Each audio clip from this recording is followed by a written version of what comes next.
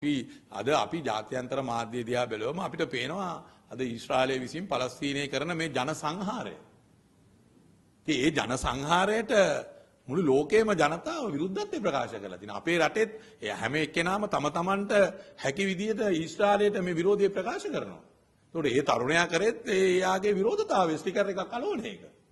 ඒතකොට දැන් ස්ටිකර් එකක් අලවන එක තස්ත විමර්ශන කොට්ටාසයෙන් අත්අඩංගුවට අරගෙන රැඳවුම් නියෝග ගහලා තියාගෙන ඉන්නවයි කියන්නේ මේක බරපතල තත්ත්වයක්. මම දන්නේ නැහැ අනුර කුමාර දිසානායක ජනාධිපතිතුමා මේව දන්නවද කියලා. එතුමා ආරක්ෂක ඇමතිවරයා. පොලිස් ඇමතිවරයාත් දන්නවා. ඉතින් පොලිස් ඇමතිවරයාත් එතුමා ජනාධිපතිවරයාගේ ළඟම හිතවතානේ.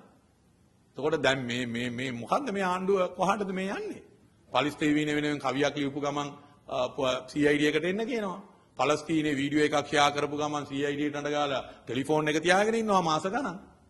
මොකද්ද මේ කරන්නේ?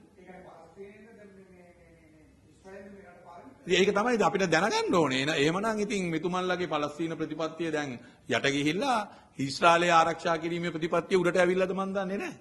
ඒකයි අපි අහන්නේ. දැන් පලස්තීන ප්‍රතිපත්තිය එමනම් දැන් මම දැක්කා එදා මේ මාධ්‍ය ප්‍රකාශවලදී නලින්ද ජයතිස්ස කියනවා එයා මේක දන්නේ නැහැ. අපි ඔය ඉතින් ඒගොල්ලෝ පලස්තීන වෙනුවෙන් පෙනී ඉන්නවා. අපි ඒක තමයි මතය කියලා. ඉතින් මේ මතය පිළිඹු වෙන්න එපා රාජ්‍ය තුලින්.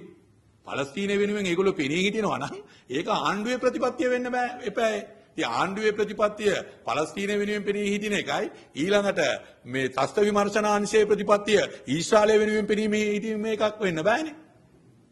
එහෙම දෙකක් වෙන්න බෑනේ.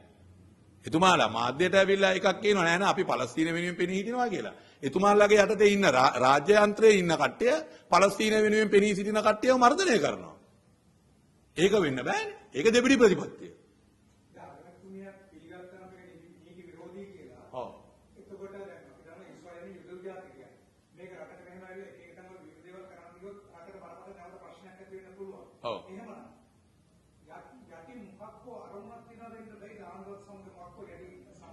ඒක තමයි දැන් අපිට විශේෂයෙන්ම අගමැතිතුමිය පාර්ලිමේන්තුවේ පැහැදිලිව ප්‍රකාශ කරා මේ තිබෙන ඊශ්‍රායල සංස්කෘතික මධ්‍යස්ථාන ඒවා ආගමික කටයුතු වලින් ආගමික කටයුතු අමාත්‍යාංශයෙන් අවසර ලබාගෙනත් නැහැ.